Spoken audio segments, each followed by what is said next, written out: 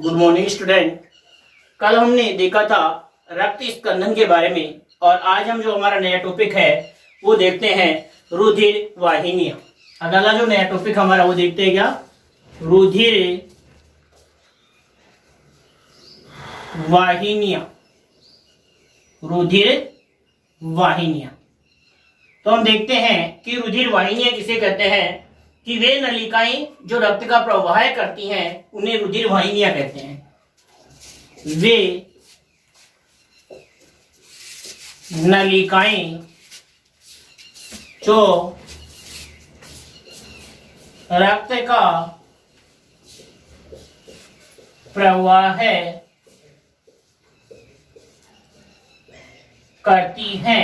करती हैं उन्हें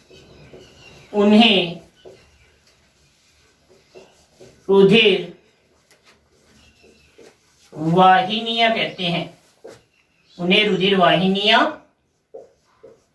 कहते हैं कि वे नलिकाएं जो रक्त का प्रवाह करती हैं उन्हें रुधिर वाहिनियां कहते हैं। उन्हें क्या कहते हैं? रुधिर वाहिनियां कहते हैं। ये रुधिर वाहिनियां जो हैं वो 3 प्रकार की होती हैं। ये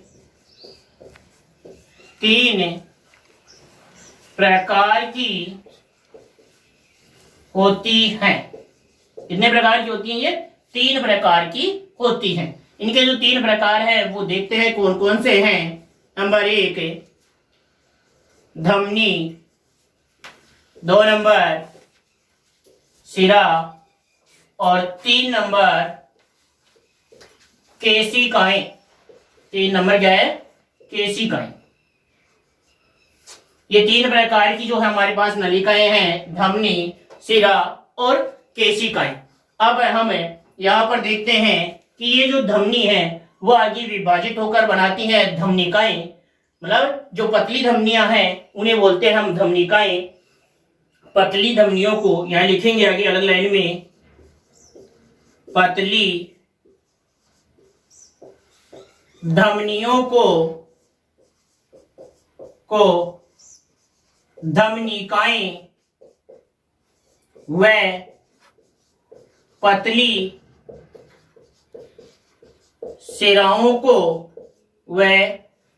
शिराओं को क्या बोलते हैं? शिरीकाएं। शिरीकाएं कहते हैं।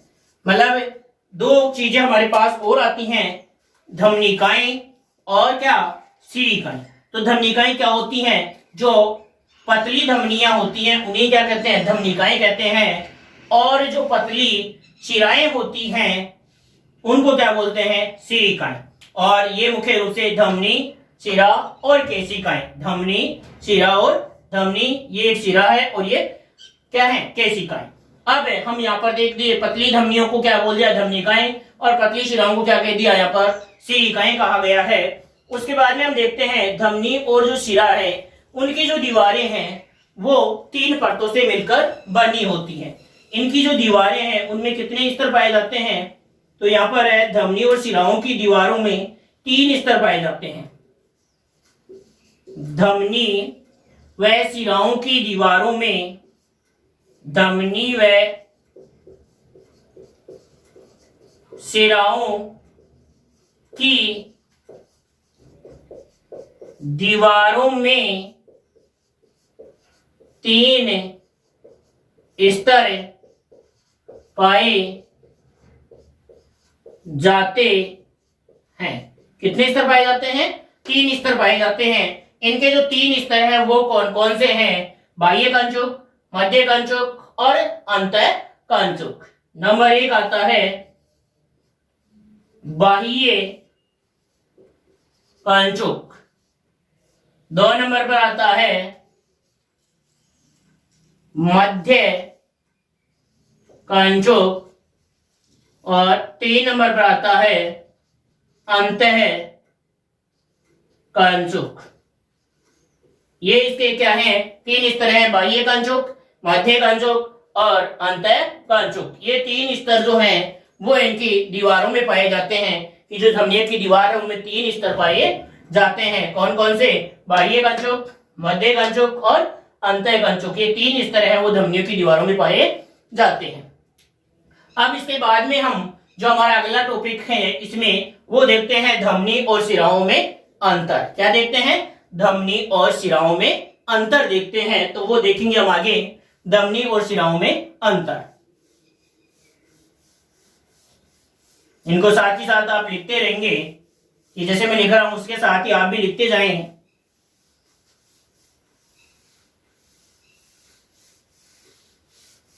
आगे हम देखते हैं धमनी और शिराओं में अंतर। तो आगे आप पॉइंट डालेंगे, धमनियों एवं शिराओं में अंतर।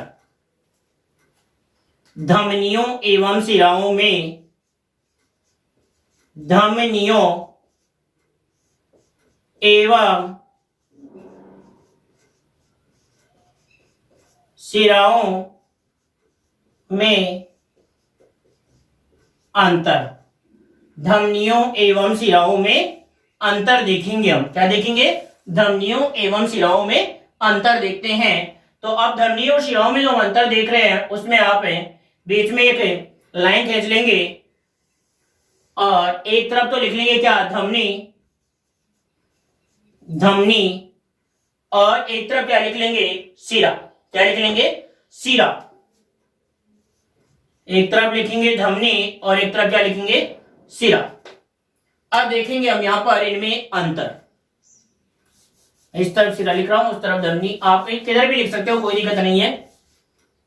शिरा और धमनी, शिरा और धमनियों में क्या देख रहे हैं? हम अंतर देख रहे हैं। अब यहां पर जो मैं इसका पहला अंतर देख रहा हूं, रंग देखें तो ये नीले रंग की दिखती हैं और ये हल्के गुलाबी रंग की दिखती हैं। अगर हम इनका रंग देखें तो ये कैसी दिखती हैं? ये नीले रंग की होती हैं और वो हल्के गुलाबी रंग की होती हैं। तो इसमें लिखेंगे ये नीले रंग की होती है।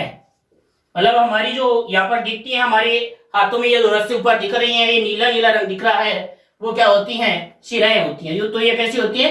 ये नीले रंग की होती हैं। और ये कैसी होती हैं? ये हल्के गुलाबी रंग की होती हैं। ये हल्के गुलाबी रंग की होती हैं। ये हल्के गुलाबी रंग की होती हैं। फिर दूसरा, अगर हम इसका अंतर देखें तो ये क्या कार्य करती है बताओ? शिराएं रक्त को शरीर के विभिन्न भागों से क्या करती हैं? हृदय की ओर लाती हैं। और ये क्या करती हैं? रक्त को हृदय से दूर ले जाती हैं। तो इसका जो ये अंतर है वो क्या कहेगा? कि ये रक्त को हृदय की ओर लाती हैं। ये रक्त को हृदय की ओर लाती हैं और ये रक्त को हृदय से दूर ले जाती हैं। ये दूसरा अंतर लिखेंगे हम कि ये रक्त को हृदय की तरफ लाती हैं। ये रक्त को हृदय की तरफ लाती हैं। ये रक्त को हृदय की तरफ लाती हैं। और उसमें क्या लिखेंगे? कि ये रक्त को क्या करती हैं? हृदय से दूर ले जाती हैं। इसमें क्या लिखेंगे? ये रक्त को हृदय से दूर ले जाती हैं। दूर ले जाती हैं। ये रक्त को हृदय से दूर ले जाती हैं और ये रक्त को हृदय की तरफ लाती है। ये तो रक्त को लेकर आने वाली नलिकाएं हैं, कौन? शिराएं। और ये क्या है? रक्त को दूर ले जाने वाली हैं, वो क्या है? धमनियां। क्या है? धमनियां। ये दूसरा अंतर हो गया। अब हम इसका तीसरा अंतर देखते हैं। वो ये देखते हैं कि ये शरीर की सतह पर पाई जाती हैं और ये क्या पाई जाती है? गहराई में। तो ये क्या होती हैं? शरीर की सतह पर पाई जाती है। ये शरीर की सतह पर पाई जाती हैं और ये क्या पाई जाती हैं? ये गहराई में पाई जाती हैं। शिराएं हमें दिखती हैं लेकिन धमनियां हमें दिखाई नहीं देती। तो ये तो क्या होती है? शरीर की सतह पर पाई जाती हैं और ये गहराई में पाई जाती हैं।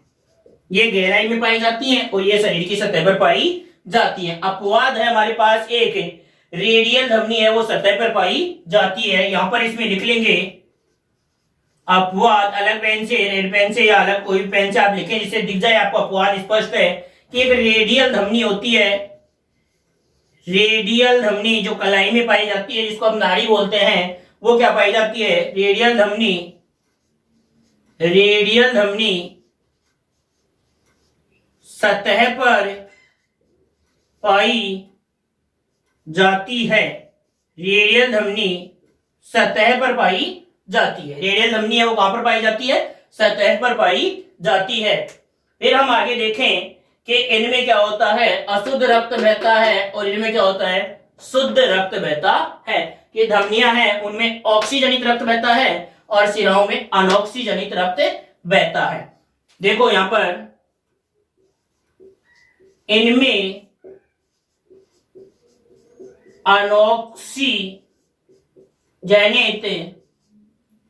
अनऑक्सीजनित रक्त, जिसको हम क्या कह सकते हैं? कोष्टक में लिख सकते हैं अशुद्ध रक्त। अशुद्ध भी बोल सकते हैं उसको, अशुद्ध रक्त।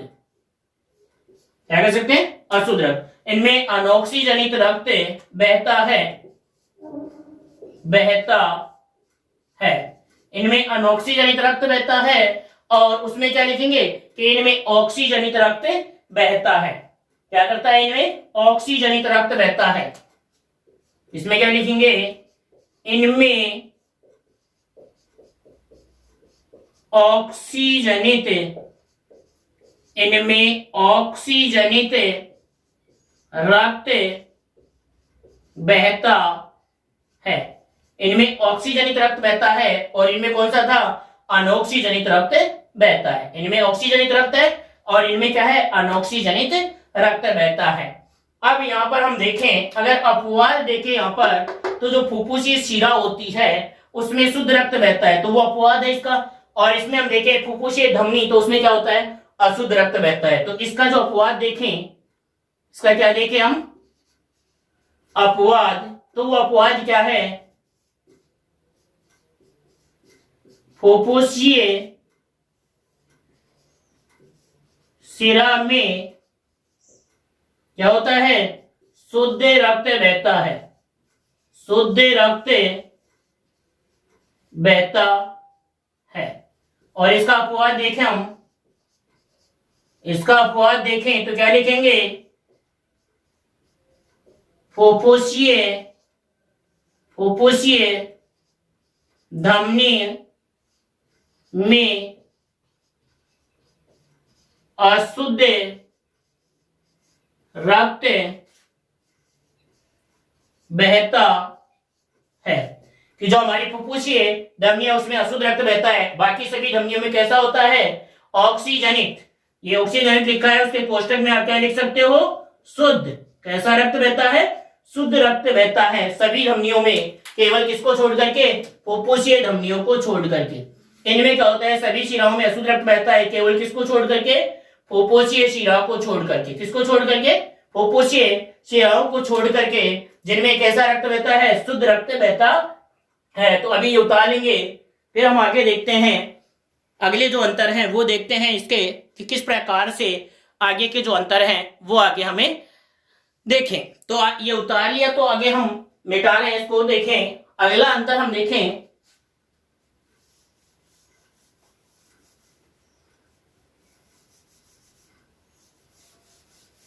आगे हम अंतर देखते हैं।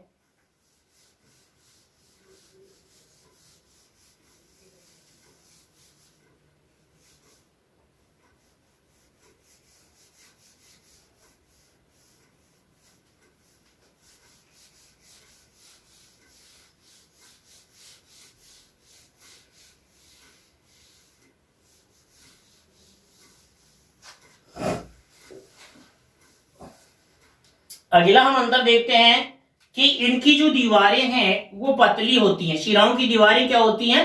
पतली। इनकी दीवारें पतली होती हैं। और इसमें क्या लिखेंगे, इनकी दीवारें क्या होती हैं, मोटी। इनकी दीवारें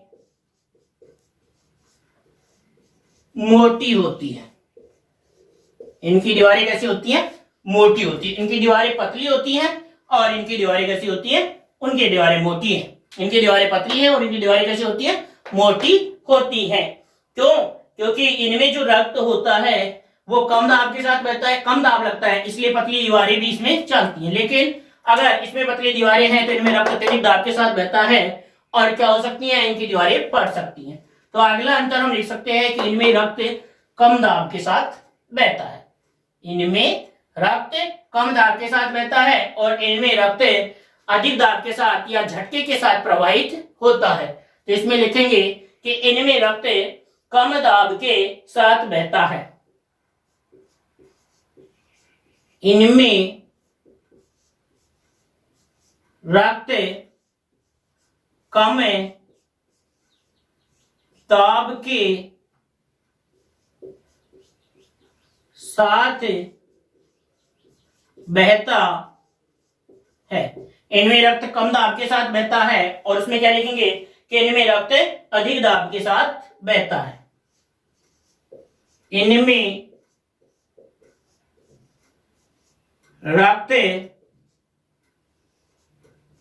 अधिक दाब के साथ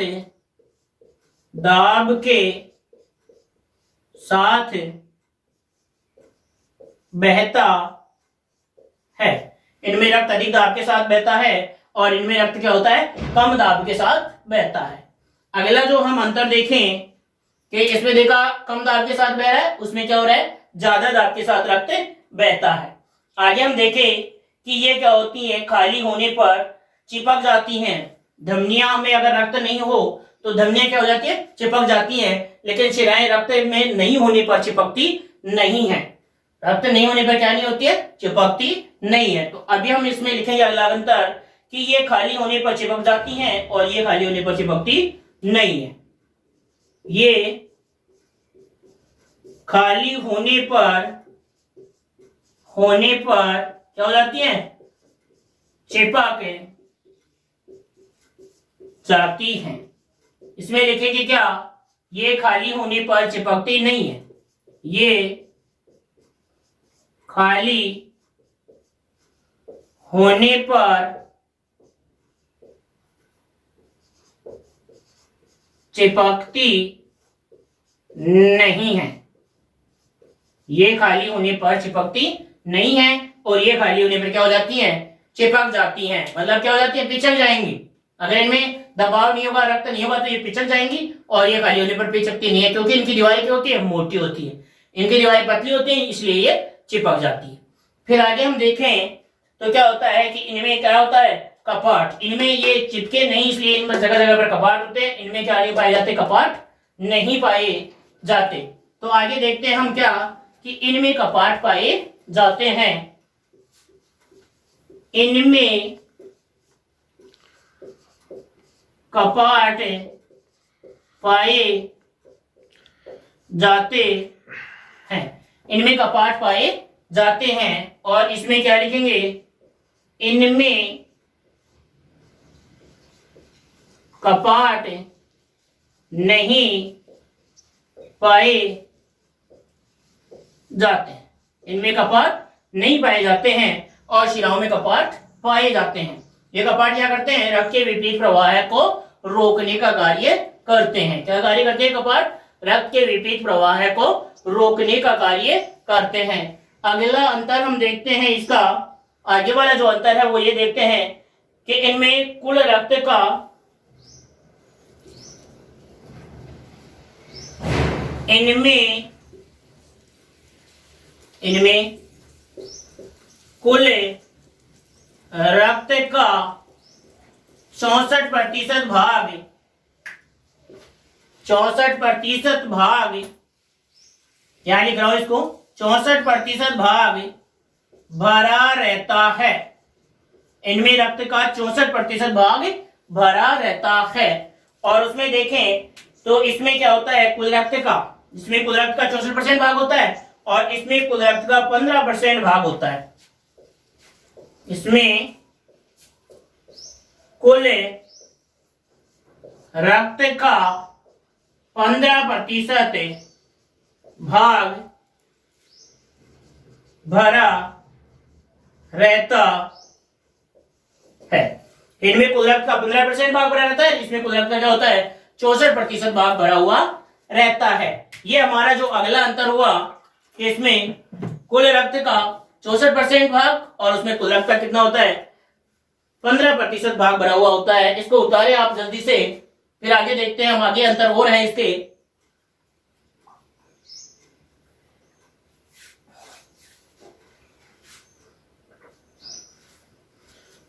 इसको मिटा देते हैं, आगे देखेंगे फिर। ये यहां लिख लिया ना, इसमें कुल रक्त का 64% भाग भरा रहता है।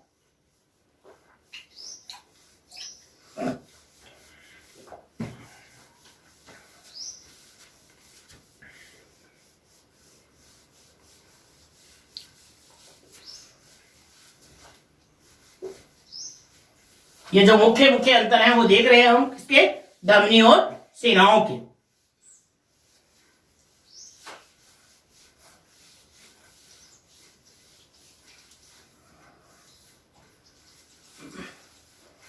अगला अंतर हम देखते हैं कि इनकी गुहा बड़ी होती है, इनकी गुहा बड़ी होती है। मतलब इनकी जो ये नलिकाएं हैं ना, तो ये जो इनका ये जो गुहा है, ये जो इनका व्यास है वो क्या होता है, बड़ा, और इनकी गुहा क्या होती है, सकरी होती है। इनकी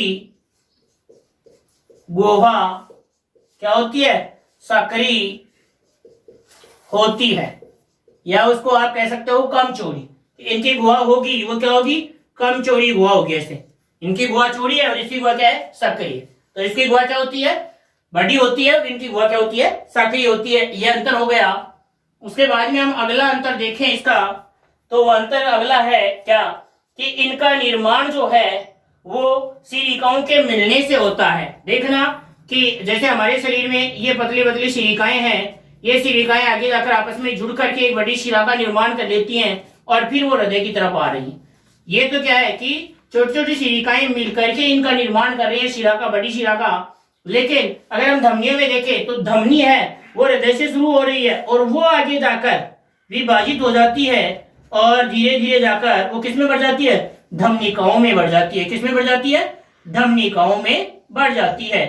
तो इसमें तो क्या है, सिलिकाएं मिलकर शिराओं का निर्माण कर रही हैं और उसमें धमनियां किसमें विभक्त हो जाती हैं, धमनिकाओं में विभक्त हो जाती हैं। तो अगला अंतर हम लिखेंगे,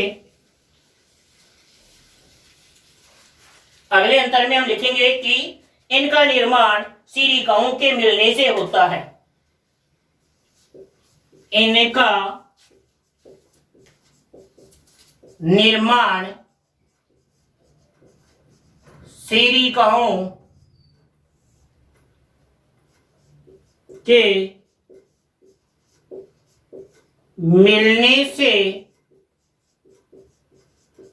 होता है। इनका निर्माण सिलिकाओं के मिलने से होता है। और उसमें हम देखेंगे कि ये विभाजित होकर, इसमें क्या था कि ये धमनियां विभाजित होकर किसका निर्माण करती है, धमनिकाओं का। तो इसमें लिखेंगे ये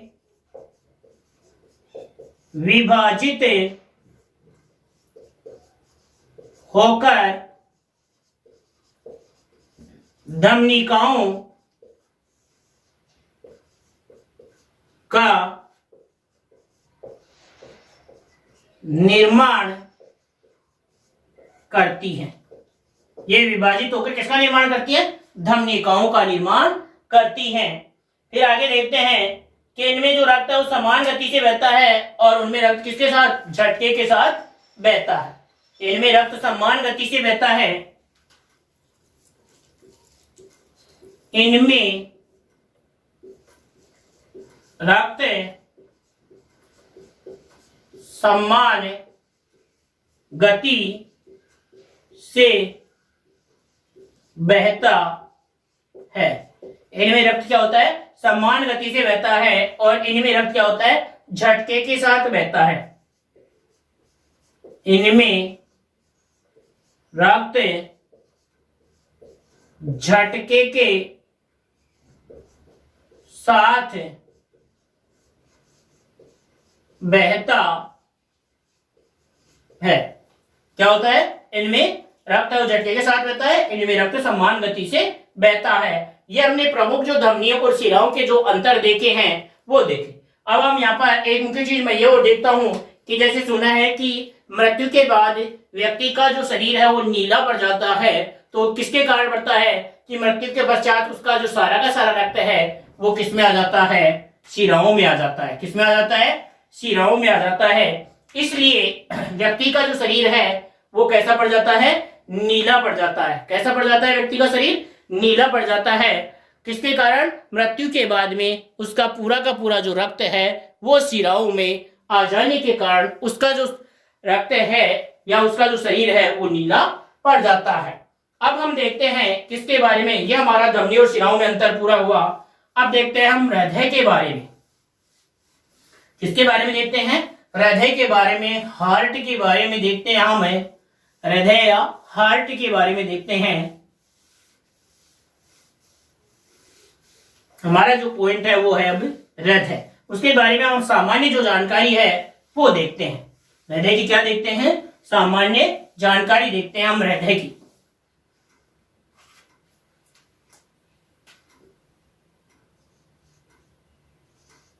हृदय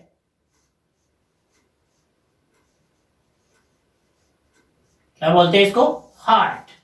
क्या बोलते हैं हृदय को, हार्ट कहते हैं। और जो इसका अध्ययन है उसको कहते हैं कार्डियोलॉजी। इसका जो अध्ययन करते हैं उसे क्या बोलते हैं, कार्डियोलॉजी। तो ये लिख लेंगे लाइन है, इसके अध्ययन को कार्डियोलॉजी कहते हैं। इसके अध्ययन को कार्डियोलॉजी कहते हैं। इसका जो अध्ययन होता है उसे क्या नाम दिया गया है, कार्डियोलॉजी। मतलब जिस शाखा में हम हृदय का अध्ययन करते हैं उस शाखा को कहते हैं क्या, कार्डियोलॉजी कहते हैं। उसे क्या कहते हैं, उसे कार्डियोलॉजी कहते हैं। उसके बाद में हम देखते हैं कि जो ये हमारा हृदय है वो कैसा होता है। तो ये हमारा हृदय एक पेशीय अंग है। इसकी उत्पत्ति मेसोडर्म से होती है। फिर ये पूछा जाए कि हमारा हृदय पाया कहाँ जाता है। हमारा हृदय कहाँ पाया जाता है, हमारा हृदय होता है वक्ष गुहा में। कहाँ पर होता है, वक्ष गुहा में। समझा रहा हूं, इधर थोड़ा देख लें, हम फिर आगे लिखेंगे बाद में। देखना हमारा जो वक्ष गुहा है उसमें ये जैसे हमारी क्या है, श्वास नली है। क्या है ये, श्वास नली है। और इसमें ये दोनों और हमारे क्या है, दो फेफड़े हैं। क्या है, दोनों और फेफड़े हैं। और यहाँ पर ये हमारा क्या है, डायफ्राम है। क्या है हमारा ये, डायफ्राम। तनुपट है, उधर ऊपर की ओर पसलियों से ये ढका हुआ हमारा वक्ष गुहा है।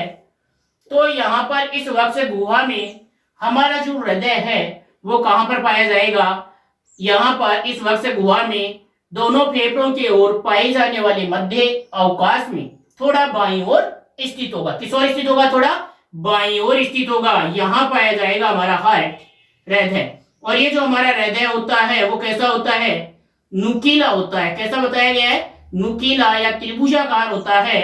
इसको जो त्रिभुजाकार है इसका ये भाग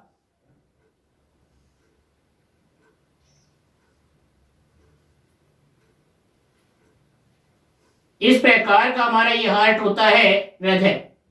तो ये हृदय कहाँ पाया जा रहा है, कहाँ स्थित है, वक्ष गुहा में थोड़ा बाईं ओर। वक्ष गुहा में दोनों फेफड़ों के मध्य पाए जाने वाले मध्य अवकाश में थोड़ा बाईं ओर स्थित होता है। कैसा आकार है इसका, बंद मुट्ठी के आकार का। हमारी जो बंद मुट्ठी है इतने आकार का हमारा क्या होता है, हार्ट होता है, हृदय होता है, बंद मुट्ठी के आकार का।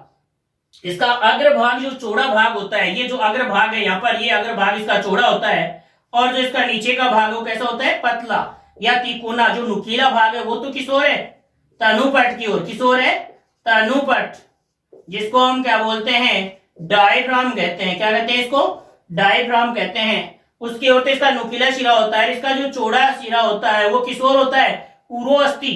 किस ओर होता है, उरोअस्थि किसकी ओर बताया गया है? उरोअस्थि की ओर इसका जो चौड़ा शिरा होता है वो उरोअस्थि की ओर होता है, और नुकीला शिरा किसकी ओर होता है? पार्श्व शिरा है वो तनुपट की ओर होता है। तो इसकी जो ये उरोअस्थि बताई गई है, क्या बताया गया है? उरोहस्थि, उसकी ओर, ये ऊपर की ओर। उरोअस्थि यहां पर स्थित होती है, स्टर्नम कहते हैं इसको। तो यहां पर ये इसका चौड़ा जो शिरा है वो पाया जाता है। अब हम यहां पर आगे देखते हैं इसमें कि जो ये हमारा हृदय है उसका रंग देखें तो कैसा होता है? हल्के गुलाबी रंग का। कैसे रंग का होता है? गुलाबी रंग का होता है। कैसे रंग का बताया गया है? गुलाबी रंग का ये हृदय होता है। फिर अगर हम देखें तो जो हृदय के प्रकार देखें तो हृदय दो प्रकार के होते हैं, एक तो होता है मायोजेनिक और एक होता है न्यूरोजेनिक। हृदय के प्रकार देखें तो एक तो होता है न्यूरोजेनिक। न्यूरोजेनिक, न्यूरो का मतलब क्या होता है? तंत्रिका, तो इसको हम बोल सकते हैं दूसरा नाम तंत्रिका जनित। कि ऐसा हृदय जिनका नियंत्रण किसके द्वारा हो? तंत्रिका के न्यूरॉन, तंत्रिका के न्यूरॉन के द्वारा जिसका नियंत्रण हो उसे न्यूरोजेनिक हृदय कहते हैं। और ये न्यूरोजेनिक हृदय पाया जाता है किसमें? कॉकरोच। किसमें? कॉकरोच में पाया जाता है। और अगर दूसरा हृदय का प्रकार देखें तो दूसरा प्रकार होता है मायोजेनिक। दूसरा प्रकार कौन सा होता है? मायोजेनिक, कि जिसमें हृदय का नियंत्रण स्वयं हृदय के द्वारा होता हो या हृदय की पेशियों के द्वारा होता हो, उसे कहते हैं मायोजेनिक। और जो इस प्रकार का जो हृदय है वो पाया जाता है किसमें? स्तनधारियों में। किसमें पाया जाता है? स्तनधारियों में पाया जाता है। इस प्रकार का हृदय किसमें पाया जाता है? स्तनधारियों में। फिर अगर हम इसका वजन देखें तो जो ये हृदय होता है, हार्ट होता है, दिल होता है, वो किसका बड़ा होता है? बताइए किसका बड़ा होता है? पुरुषों का या स्त्रियों का? किसका दिल बड़ा होता है? तो किसका होता है? पुरुषों का बड़ा होता है। किसका होता है? पुरुषों का बड़ा होता है। पुरुषों का जो हार्ट होता है वो 350 ग्राम का होता है, और महिलाओं का जो हार्ट होता है वो 250 ग्राम का होता है। पुरुषों के हार्ट का वजन 350 ग्राम और महिलाओं के हार्ट का वजन बताया गया है कितना? 250 ग्राम होता है। ये किसके बारे में है? इसके वजन से संबंधित जो बात है वो बताई गई है। फिर अगर हम देखें कि जो ये हमारा हृदय है वो क्या होता है? इसके चारों ओर तीन प्रकार की क्या पाई जाती हैं? झिल्लियां पाई जाती हैं। हृदय के चारों ओर तीन प्रकार के हृदय आवरण होते हैं, और उन हृदय आवरणों में एक तरल बना रहता है, परिहृदयी तरल, जो क्या कार्य करता है कि इसके संकुचन और शिथिलन के समय इनको घर्षण से बचाने का कार्य करता है। इनको क्या करता है? घर्षण से बचाने का कार्य करता है। फिर हम ये देखें, अगर हृदय की जो भित्ति है वो भी तीन स्तरों से होती है, एपिकोर्डियम, मायोकोर्डियम और एंडोकोर्डियम। एपिकोर्डियम, मायोकोर्डियम और एंडोकोर्डियम, मतलब बाह्य हृदय आवरण, मध्य हृदय आवरण और अंत हृदय आवरण। ये तीन प्रकार के इसके हृदय आवरण होते हैं। तो हमने यहाँ पर जो देखा आज वो किस किस के बारे में देखा? रुधिर वाहिनियों के बारे में देखा। किसके बारे में देखा? रुधिर वाहिनियों के बारे में हमने देखा।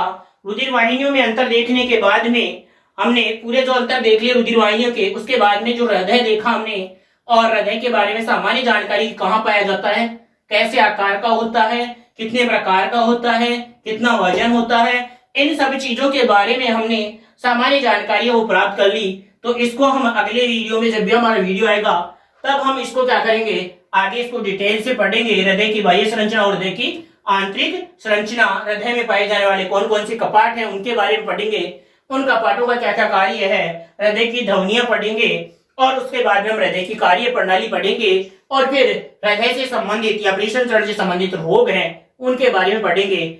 ये सब पढ़ने के बाद में हम क्या करेंगे कि इस चैप्टर से, जो हमारा चैप्टर है परिसंचरण तंत्र, एक दिन की हम क्लास लेकर आएंगे आपके लिए। उसमें जब इसके पूरे चैप्टर के प्रश्न होंगे, वो प्रश्न आपको सभी तरह के बताए जाएंगे कि कंपटीशन एग्जाम में इस टॉपिक से कौन कौन से मुख्य प्रश्न आते हैं, किस प्रकार के प्रश्न आ सकते हैं, वो बताए जाएंगे। और इसके अलावा आपकी जो बोर्ड एग्जाम है, बोर्ड परीक्षा है, उनमें भी पिछले साल कौन सा प्रश्न इसमें आया हुआ है, अब की बार कौन सा प्रश्न आया है इस पेपर में, इस चैप्टर से, उनके बारे में भी हम क्या करेंगे, जानकारी देंगे आपको कि किस प्रकार के प्रश्न आपके इसमें से परीक्षा में पूछे जाएंगे।